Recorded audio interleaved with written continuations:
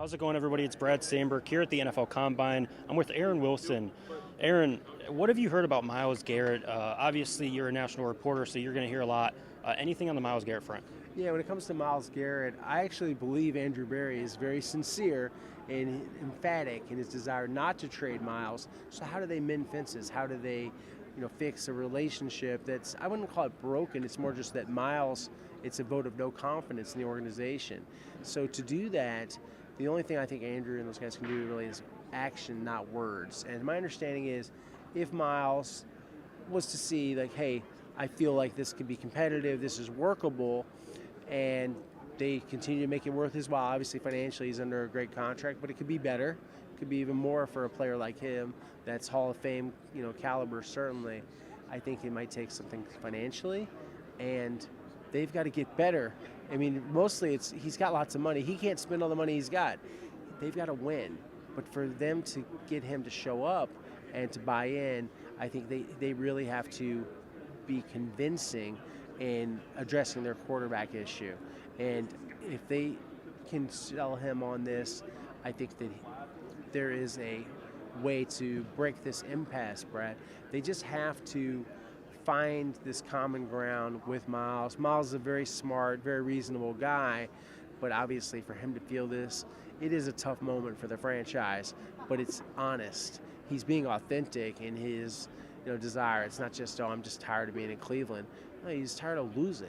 And I think you have to really take his words at the face value. My understanding is this is a very sincere approach from Myles, that Myles feels strongly that it's been inadequate and his frustration has reached its limit. How you get him back from that when he's already got his heart somewhere else, and I don't know what team he wants to play for. I haven't heard that. But obviously contenders, they all, the good teams come to mind. I think it's tough, and this is going to be one of Andrew Berry's most thorny and difficult issues that he's had to traverse as a general manager.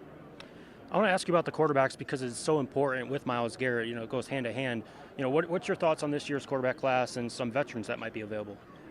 I think they've got to look at a veteran to be more convincing, just speaking to Myles, but they need a rookie too. So if it is, say, like a Sam Darnold, if you can sell him on it with the fact that maybe he's just the bridge quarterback, or a Kirk Cousins, which makes a lot of sense too, while you get the young guy ready.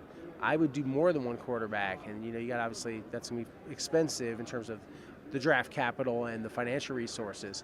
What if you had, say, Kirk Cousins or Sam Darnold or maybe a Russell Wilson or a Justin Fields, and then have a Cam Ward or Shedeur Sanders? Maybe they need to really double up at the quarterback position, and I'm sure this is a scenario other people have probably thought of. I'm not having this novel idea right now, but that makes sense to me. Get two quarterbacks. Get someone to, obviously better than Jameis Winston. Jameis, a great guy, but throws way too many interceptions. They know that. They're not going to try to revisit that, in my opinion.